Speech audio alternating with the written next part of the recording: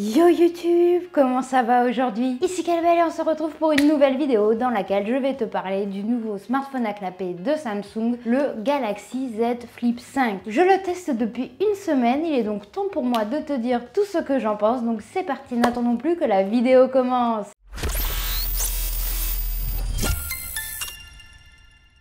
Ce nouveau smartphone à clapet est sorti le 11 août et il va coûter 1199 € pour sa version la plus petite, c'est-à-dire 256 Go de stockage et 8 Go de RAM, donc 30 € de plus que le Z Flip 4. Et pour se procurer la grosse version de cette bébête, il va falloir débourser 1339 € pour la version 512 Go de stockage, 8 Go de RAM. Ce moment est plutôt pertinent pour parler du partenaire de cette vidéo qui est Orange. Grâce à eux, j'ai pu tester ce smartphone. Il se trouve que chez Orange, du 24 août au 16 septembre, si tu prends un forfait avec 24 mois d'engagement, tu vas pouvoir bénéficier d'une remise de 150 € immédiate sur l'achat du Flip 5. Mais tu peux aussi l'acheter sans forfait, il n'y a pas de souci. Et là aussi, tu auras une remise de 150 € immédiate sur l'achat du Flip 5, du 29 août au 6 septembre. Tu peux donc te procurer grâce à Orange ce smartphone à un prix plutôt raisonnable. Si ton rêve a toujours été d'avoir un téléphone à clapet, merci à Orange d'avoir rendu cette vidéo possible. Nous allons revenir maintenant à nos moutons, c'est-à-dire nous allons parler du Z Flip 5 que j'ai entre les mains. Oui, ceci est un smartphone.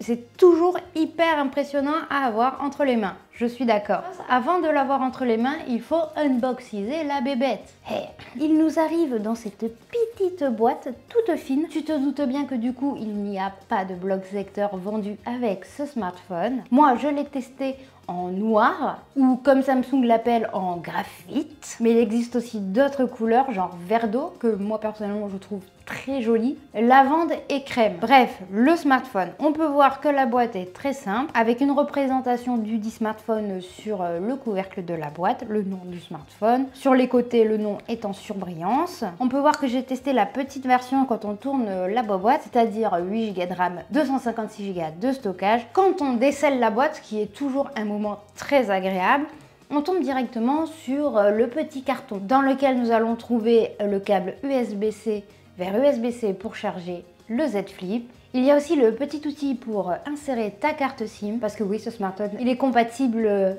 une carte SIM, pas deux. Et nous avons aussi les manuels d'utilisation. Enfin, nous avons le smartphone en lui-même qui est très bien protégé par un petit papier noir.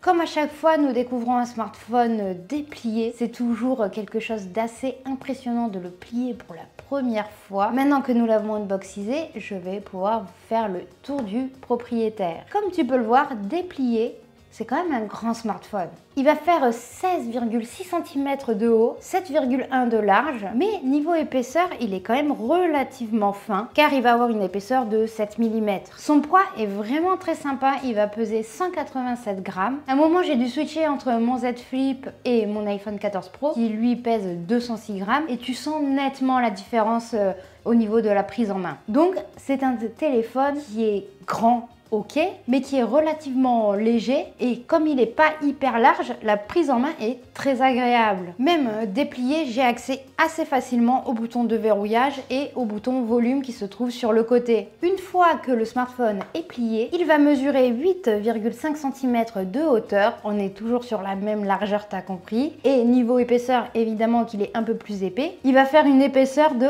1,51 cm.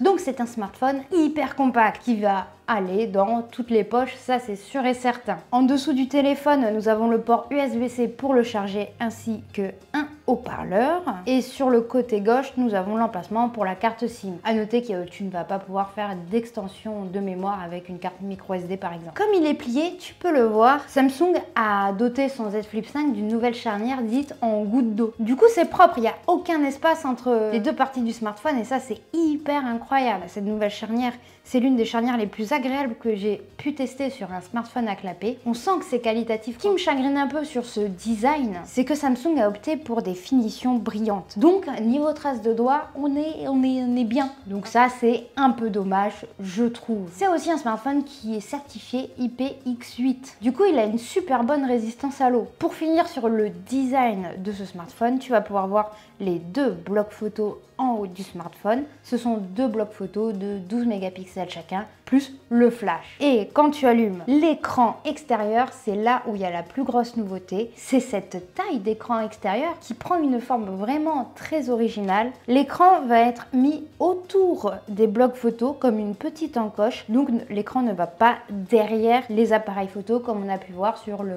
Motorola par exemple. Et tout le cadre de ce smartphone est fait en aluminium. Bref, quand tu l'as dans les mains, même s'il est léger, tu sens que c'est fait avec des matériaux dits qualitatifs. Et c'est encore plus rassurant quand c'est un smartphone qui se plie et se déplie. Je vais vous parler dès à présent de l'écran principal de ce smartphone. Comme tu peux le voir, c'est un super grand écran parce que c'est un super grand smartphone. Il va faire 6,7 pouces. En haut, évidemment, nous avons la caméra à selfie de 10 mégapixels. Il va être doté de la technologie Dynamic AMOLED de 2X et va avoir une résolution de 2640 par 1080 pixels, c'est-à-dire du Full HD+.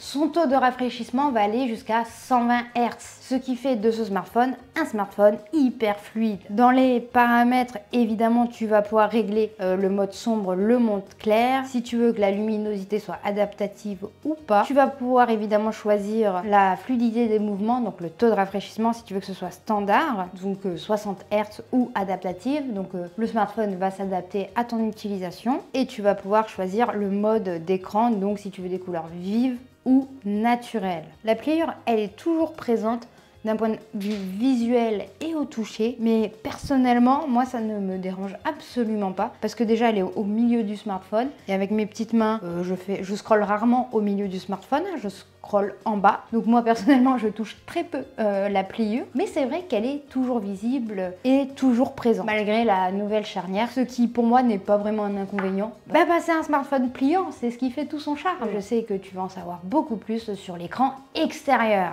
Allez, on plie. Franchement, cet écran, il est magnifique. C'est un immense écran pour un écran extérieur de 3,4 pouces. À titre comparatif, le Z Flip 4 avait un écran de 1,9 pouces. Là, on passe sur quelque chose d'un peu plus gros et un peu plus fonctionnel, sur lequel tu vas pouvoir faire plus de choses. Celui-ci va avoir une résolution de 720 par 748 pixels et un taux de rafraîchissement de 60 Hz. Tu vas pas aller jusqu'à 120 Hz, mais à mon avis, pour l'utilisation d'un écran extérieur, c'est largement suffisant. Du coup, sur cet écran extérieur, que pouvez-vous nous faire? Excellente question, Patrick. Déjà, quand tu swipes du haut vers le bas, tu as accès aux raccourcis. Tu vas pouvoir voir le mode Bluetooth, le mode Wi-Fi, ton réseau, le pourcentage de batterie. Tu vas pouvoir tout désactiver, tout activer, régler la luminosité de l'écran. Donc tu as accès aux raccourcis des principales fonctions. Ensuite, nous avons accès à la page principale, donc la page d'accueil. Moi j'ai choisi ce fond d'écran, j'en ai testé plusieurs pendant mon test avec les infos principales. Moi j'aime bien, du coup l'heure, la date, le pourcentage batterie, les notifications et l'accès direct à l'appareil photo. Mais il en existe plein, donc si j'appuie un petit peu longtemps, tu vas pouvoir choisir plusieurs styles d'écran extérieur qui sont tous plutôt sympas et tu vas pouvoir le personnaliser. Et quand tu swipes de gauche à droite, tu as accès aux notifications. Ensuite, tu as accès aux panneaux dits widgets d'applications. Par exemple, nous avons le calendrier que tu peux présenter en format calendaire ou en format liste. Tu as évidemment la météo. Oui, c'est bon, la canicule est passée parce que tu vois, hier il faisait 41 degrés. Aujourd'hui, il en fait 26 et c'est incroyable. Tu as accès à tes alarmes. Tu as aussi accès aux applications qui sont compatibles avec l'écran extérieur. Donc oui, toutes les applications ne sont pas compatibles avec cet écran extérieur. Moi, personnellement, je préfère parce que j'ai déjà testé un smartphone avec toutes les applications qui sont totalement accessibles sur l'écran extérieur et tu te retrouves à ne pratiquement jamais ouvrir ce smartphone. Tu vas pouvoir aller sur YouTube, pourquoi pas, et comme tu peux le voir, il y a un vrai clavier. Du coup, fini les réponses automatiques, que tu aies un message, un WhatsApp, tu vas pouvoir écrire sur le clavier. C'est un petit clavier, mais au final, j'ai pas fait tant de fautes que ça quand j'ai écrit, quand j'ai répondu à des messages, donc c'est un clavier fonctionnel pour mes petites mains,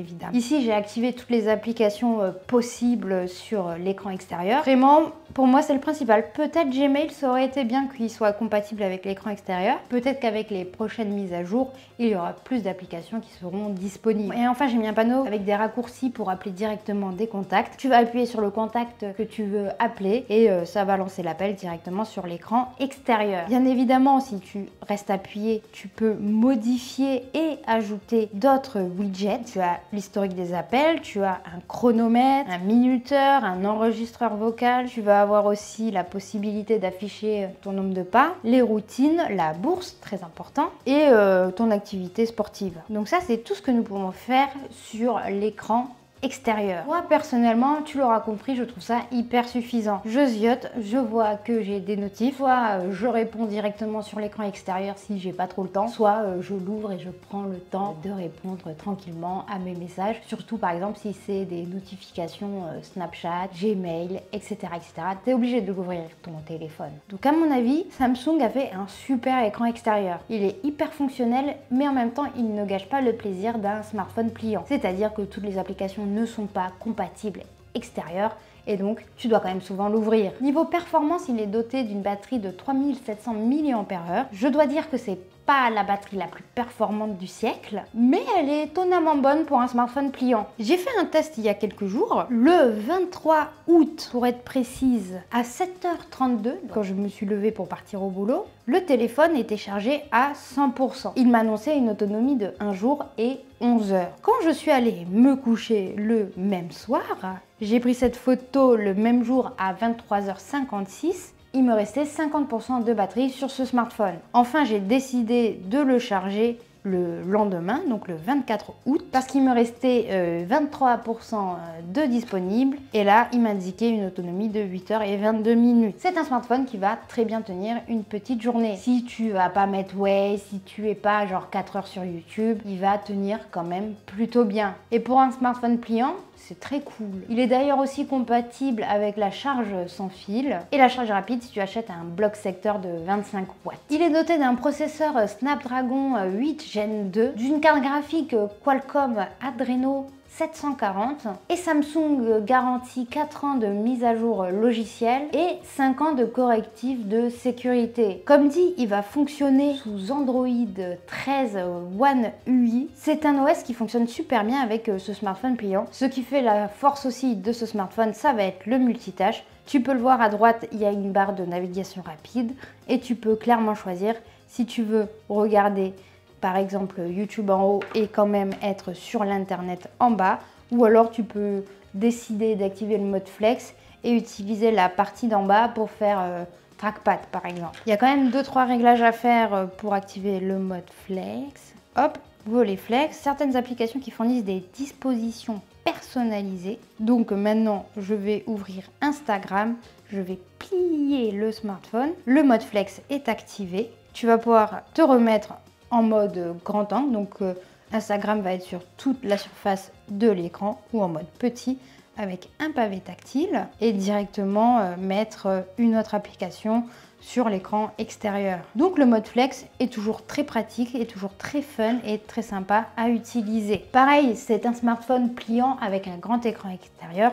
Du coup, quand tu ouvres la caméra principale, il y a moyen, en appuyant sur un petit bouton, de voir ce que tu es en train de prendre en photo. Donc, les personnes que tu prends en photo peuvent directement avoir un retour. Ce qui fait une super transition avec la partie photo-vidéo de ce petit test. J'ai pris une photo en mode classique avec les deux objectifs, donc 12 mégapixels extérieur. J'ai pris aussi un autre selfie en mode photo classique avec la caméra intérieure de 10 mégapixels que je vous affiche en même temps. Comme ça, on peut voir la différence entre ces deux capteurs photo. C'est pas un photophone, mais la qualité photo est quand même au rendez-vous. C'est des photos très correctes. J'ai ensuite testé le mode portrait avec les capteurs extérieurs et avec le capteur intérieur. Donc voici les deux résultats. Pareil, le mode portrait fonctionne super bien des deux côtés, même si la qualité est certes meilleure avec les capteurs extérieurs. J'ai aussi essayé de faire une petite vidéo directement depuis l'écran extérieur. Donc on va pouvoir aussi entendre la qualité sonore des enregistrements. Ceci est un test vidéo de l'écran externe avec le smartphone plié. Est-ce qu'on voit Puppy? Puppy! Voilà, le chat est là. Et enfin, j'ai testé les capteurs sur mon chat, ce qui n'a pas été facile. Je sais pas pourquoi je m'entête à prendre mon chat comme modèle photo, mais voici une photo en ultra grand angle, en x1 et en mode portrait de mon chat. Donc oui, c'est pas un photophone, mais les photos sont plus que correctes. À mon avis, Samsung a fait de très bons compromis dans les nouveautés, c'est-à-dire la nouvelle charnière, le nouvel écran. C'est vraiment un super upgrade pour le flip de Samsung. Moi, en tout cas, j'ai été conquise. Toujours un réel plaisir d'avoir entre les mains un téléphone flip de Samsung parce qu'il y a de la qualité et on le ressent quand on utilise ce smartphone, que ce soit d'un point de vue juste prise en main, d'un point de vue utilisation avec l'OS et les écrans. Pour moi, c'est une franche réussite. Je ne sais pas toi ce que tu en penses, mais n'hésite pas à me le dire en bas dans les commentaires. Malheureusement, cette vidéo touche déjà à sa fin. Il est donc temps pour moi de te dire à ciao, bonsoir et à très bientôt pour de nouvelles vidéos. Surtout, n'hésite pas à t'abonner à ma chaîne YouTube. Je suis aussi sur les réseaux sociaux si tu as envie de me suivre. Et voilà, je mets d'autres vidéos là qui vont s'afficher. Comme ça, tu peux voir d'autres vidéos. C'est cool. Voilà.